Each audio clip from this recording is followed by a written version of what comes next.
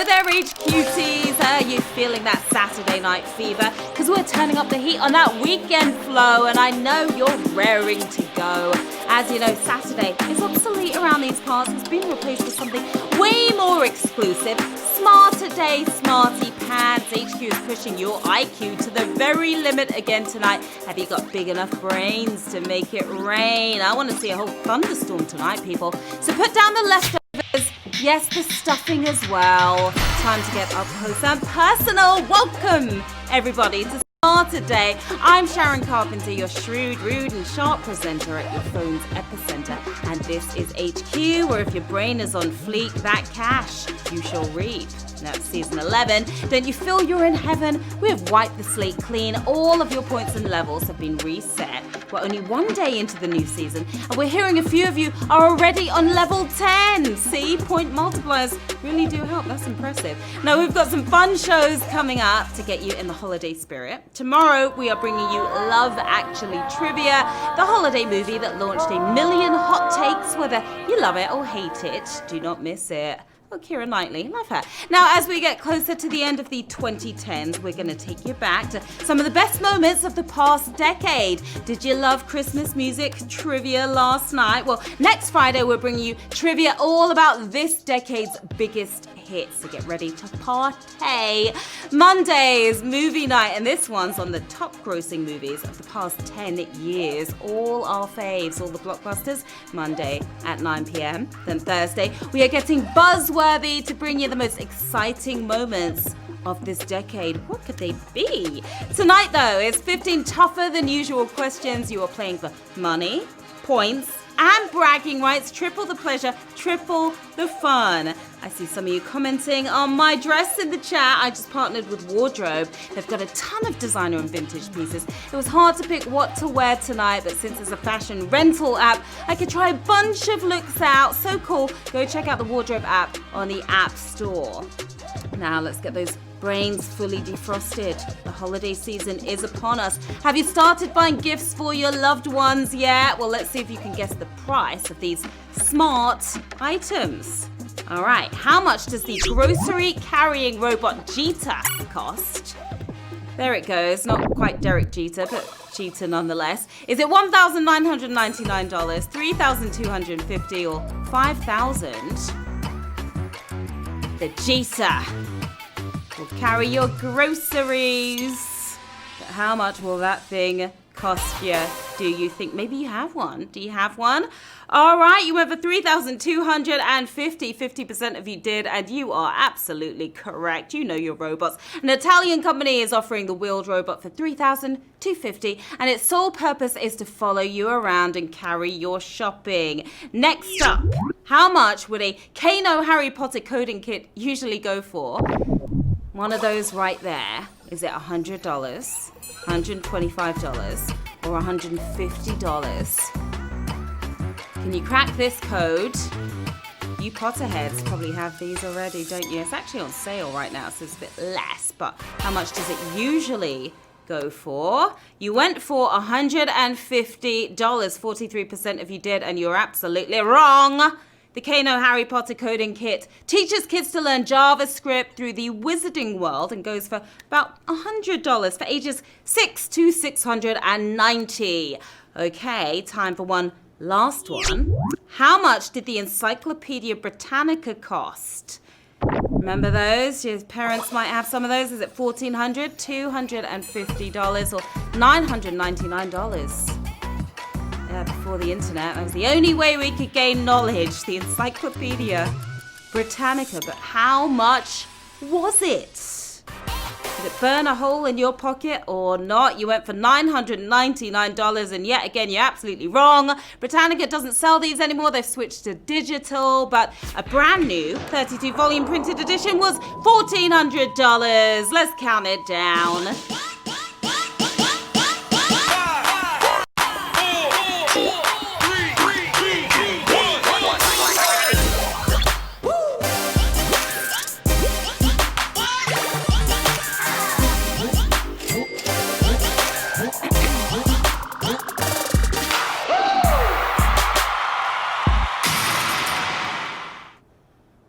Okay, you walking encyclopedias, it's about that time. It's time to get to the quizzing. Here we go with Q1. Who was the world's first confirmed dollar billionaire? Mahatma Gandhi, Desmond Tutu, or John D. Rockefeller?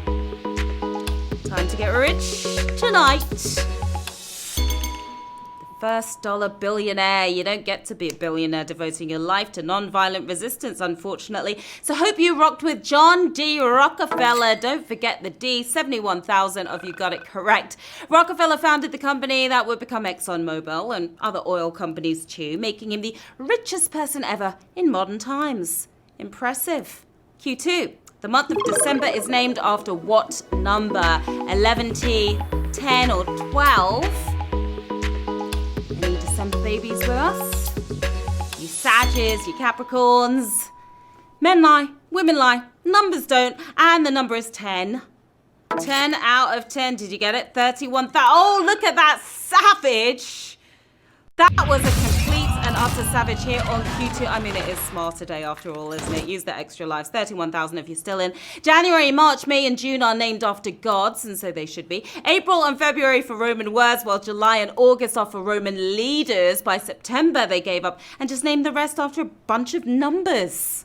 And December happened to be 10.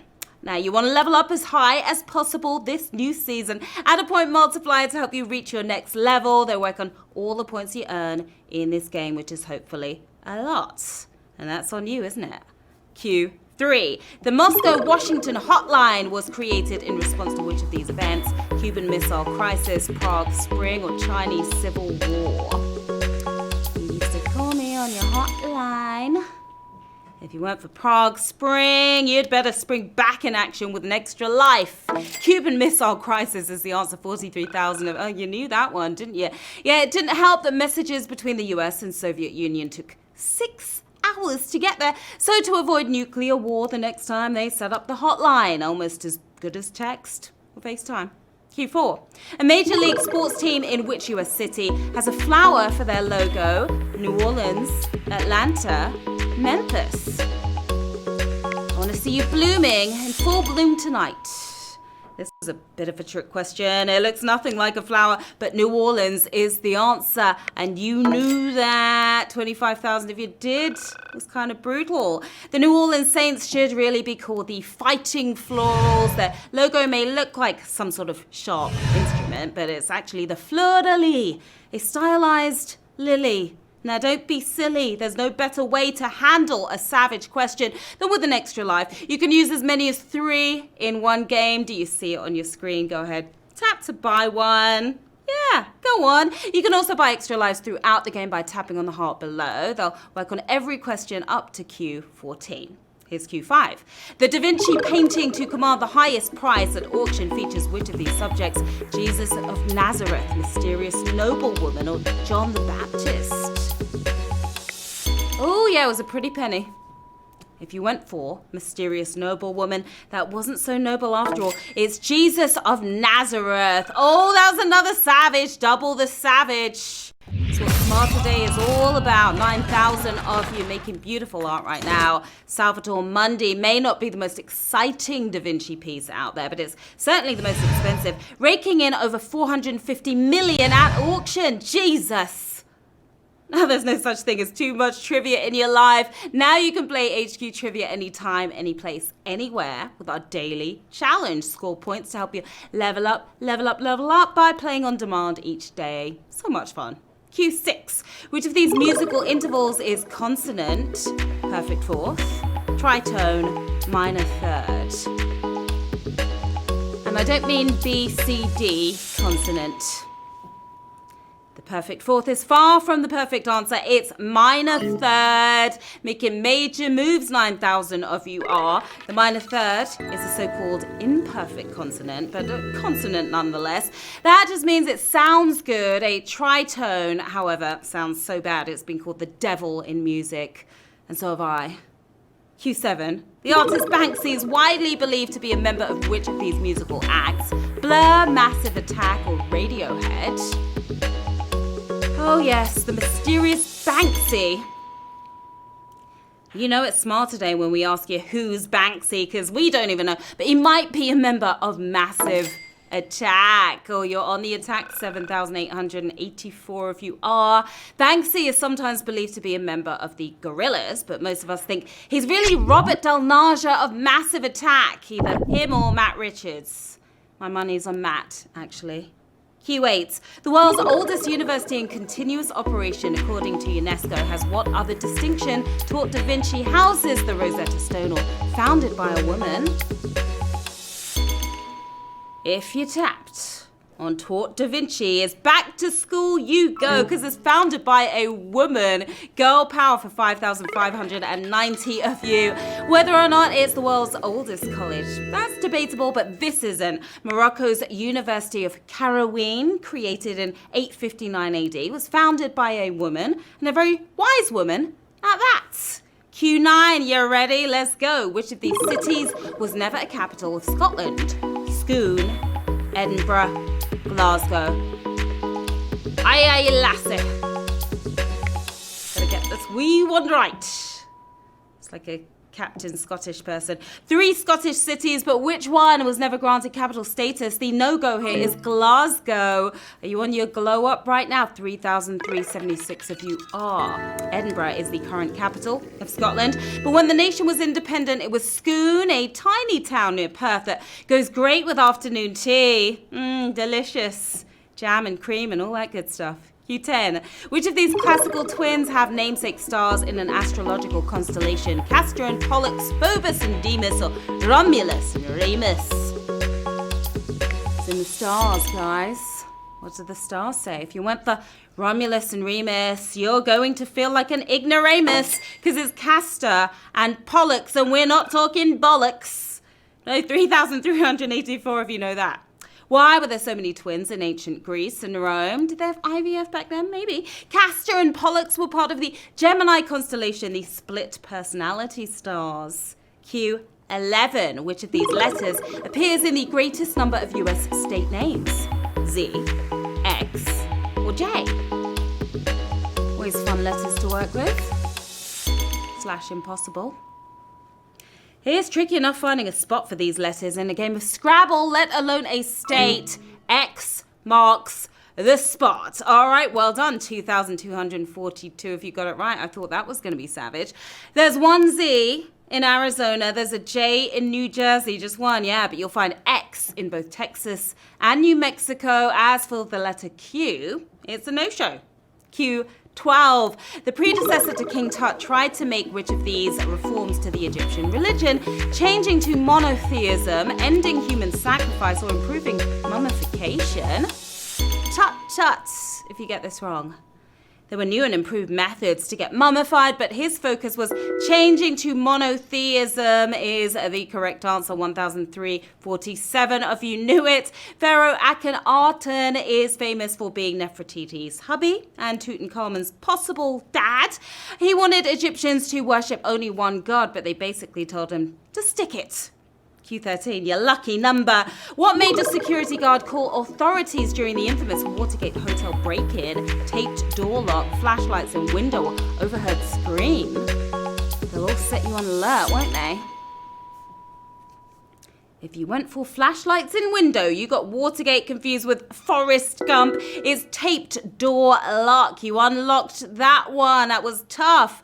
384 of you got it right. Security guard Frank Wills had a keen eye. He noticed the door locks had been taped, opening the floodgates to Watergate.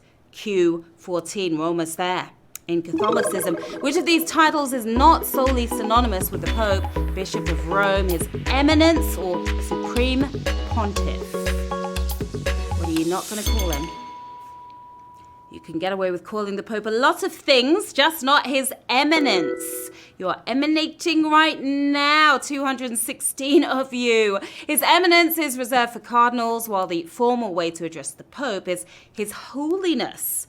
Say a prayer real quick, because we are Pope-mobiling it into the final round with just 216 players left in the game right now. Some of you, I'm sure, using your extra lives, and we have $1,000 in the bag, just a small group of you left. Here we go with Q15. The villainous king of the Robin Hood stories did which of these things during his real-life reign? Expanded Tower of London, invaded Ireland, or adopted the Magna Carta? You gotta hit your target if you want to win tonight. We know Robin robbed from the rich to give to the poor, but which of these things did King John do? He was forced by a group of rebel barons to give up control of the royal woods, hence Robin Hood, and he was forced to adopt the Magna Carta for the win. Tonight we have 159 winners. You smashed it!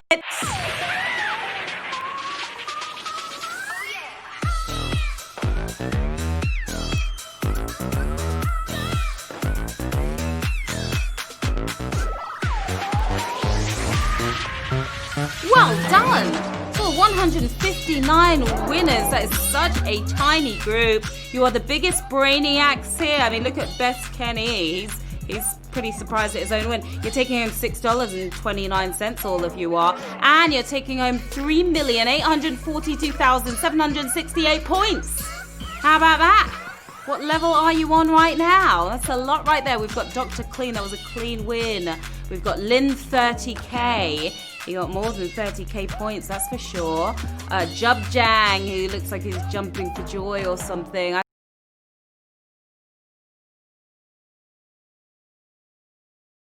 And a penguin folding his arms. Ellen Jack, I like that. I like that a lot. Well done, HQT. Super impressive. You smarty pants. You came, you played, you slayed. I'm Sharon Carpenter. Here's where you can find me. Hit me on the socials, guys. Stop by, say hi. We're back tomorrow, of course, with Love Actually trivia. So bring on the romance and be there. Until then, have a great rest of your Saturday night. I will see you soon.